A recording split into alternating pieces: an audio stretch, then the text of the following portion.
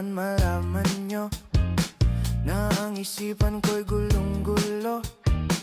Nagtatanong kung susundan ko siya, dahil ang puso ko ay nabihag niya. Alam mo bang minamahal ko siya, at tunay ang aking nadarama. Kahit ako'y nagmumukhang tanga, ay ayos lang basta kasama siya. Kahit sabihin